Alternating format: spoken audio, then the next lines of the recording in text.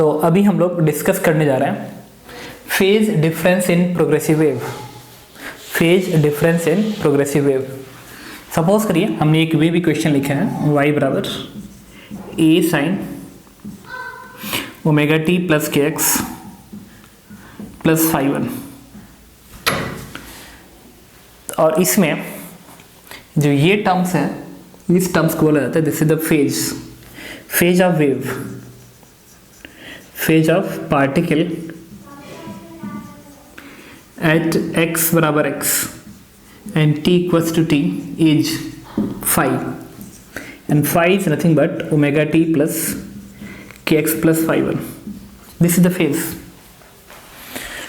तो अगर मान लीजिए मुझसे कोई ये कहे इसमें कि कोई वेव इस पे सेटअप है इस तरीके से,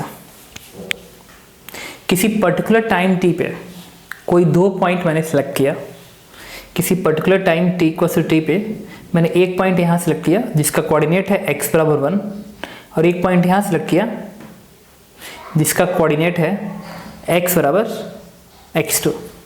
तो मैं जानना चाहता हूँ कि इस 2 पॉइंट के बीच में कितने का फेज का डिफरेंस है। तो हमें कुछ नहीं करना होगा, हम क्या करेंगे, हम इस पॉइंट के करस्पॉन्डिंग सेम टाइम पे फेज निकालेंगे, इस पॉइंट के करस्पॉन्डिंग सेम टाइम पे फेज निकालेंगे, दोनों का डिफरेंस निकाल देंगे तो पता चल जाएगा कि दोनों के बीच का फेज डिफरेंस कितना है। जैसे जो x बराबर x में पड़ा हुआ है उस पार्टिकल का फेज इस फंक्शन से क्या आएगा, अगर वो फाई डैश है तो this one is nothing but omega t plus k x one plus phi one, और जो 2 पे पार्टिकल पड़ा हुआ है उसका फेज क्या आएगा, this is omega t plus k x two plus phi one. अच्छा, मैं ऐसा क्यों लिख रहा हूँ, क्योंकि ये जो फाई वन है दिस इज द कांस्टेंट, और ओमेगा टी तो इसके लिए भी कांस्टेंट है, इसके लिए भी कांस्टेंट है, क्योंकि जो स्टॉप वॉच होता है जब आप मेजर करते हैं तो स्टॉप वॉच की टाइमिंग उस रस्सी पर लाई करने वाले हर पार्टिकल के लिए सेम होता है। तो ये टर्म्स एकदम सेम आएगा।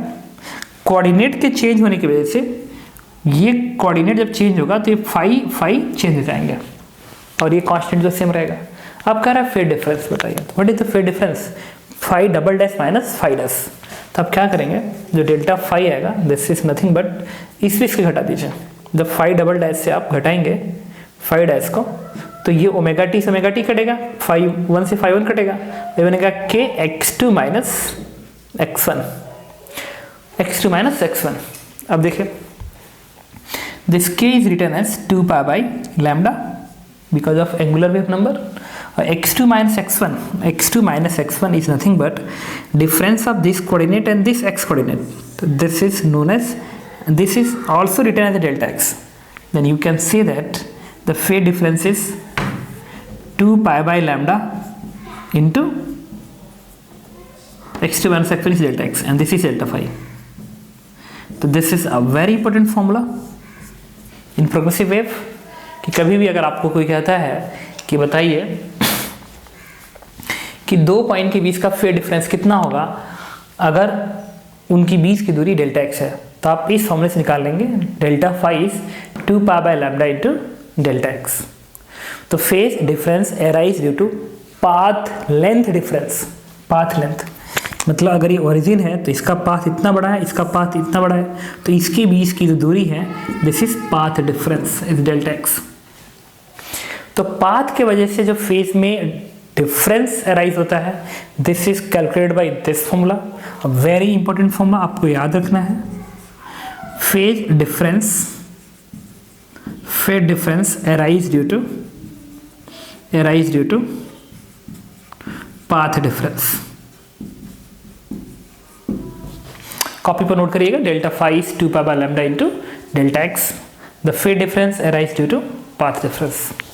ठीक है, अब थोड़ा सा एक चीज़ और बताता हूँ। मैंने आपको बताया phase difference arise due to path difference. अब मैं आपको बताने जा रहा हूँ phase difference arise due to time difference. जैसे मान लीजिए एक वेव आपने इसमें सेटअप किया स्ट्रिंग में, और यहाँ का जो पार्टिकल है वो ऐसे ऐसे चम कर रहा है, ऑसिलेट कर रहा है, तो इसके बीच में ऐसे ऑसिलेट कर रहा है। तो डिफरेंट टाइम पे ओमेगा टी क्या आएगा, डिफरेंट आएगा। तो मैं जानना चाहता हूँ एक ही पार्टिकल के दो डिफरेंट टाइम के बीच का फेज का डिफरेंस कितना है निकालना। तो देखिए मान लीजिए ये पार्टिकल जो है अभी इस t बराबर t1 पे, यहाँ पे ये पार्टिकल यहाँ पे t बराबर t1 पे, अगले इंस्टेंट पे जब इसको आप आगे की ओर बढ़ाएंगे तो शेप कुछ इस तरीके से अटेंड कर लेगा, ऐसे अटेंड करेगा और पार्टिकल मान लीजिए यहाँ पर जाता है। तो ये जो पहला वाला है दिस इज टाइम t1 और जो दूसरा वाला है ग्राफ, ये जो दूसरा वाला ग्राफ है इसके लिए टाइम क्या है t2 है। पहले वाले का टाइम t1 है और दूसरे वाले टाइम t2 है। तो मैं जानना चाहता हूँ कि इस दो पार्टिकल के बीच का डिफरेंस कितना होगा फेज में। तो आप क्या करेंगे, जो पहले का फेज लिखेंगे फेज 1 5 वो क्या लिखेंगे omega t1 plus kx plus 5 क्योंकि टाइम t1 लिख रहा है। और जो दूसरे के लिए फेज लिखेंगे क्या लिखेंगे omega t2 plus kx plus 5 क्योंकि x कोऑर्डिनेट तो सेम पार्टिकल के लिए क्या रहेगा एकदम सेम रहेगा, 5 कांस्टेंट है। बस इस पार्टिकल की दो लोकेशन के बीच का जो फेज डिफरेंस है it is arise because of time difference. तो हम लोग टाइम डिफरेंस का हेल्प लेंगे। तो यहाँ से अगर हम पूछें कि डेल्टा फाई कितना आएगा तो this is nothing but 5 minus 5 जब इसको इसमें से घटाएंगे तो kx से kx कट जाएगा, 5 से 5 कटेगा और यहाँ से जब घटाएंगे तो आएगा omega common, this is t2 minus t1 and t2 minus t1 is nothing but delta t and delta phi is omega is nothing but 2 pi by capital T into delta T. So this is again very important formula. आप इसमें याद रखेंगे phase difference arise due to phase difference arise due to time difference. Okay. तो यहाँ पे मैंने आपको दो पॉइंट्स याद करवाए अभी। एक कि पाथ के डिफरेंस की वजह से फेज में कितने का डिफरेंस आएगा, this one is 2 pi by lambda into delta x. और अभी मैंने आपको बताया कि टाइम के डिफरेंस की वजह से फेज में कितने का अंतर आएगा and this one is 2 pi by capital T into delta T. आप दोनों को याद रखेंगे, ठीक है। तो अभी हम लोग पढ़ने जा रहे हैं स्टैंडिंग वेव। ओके।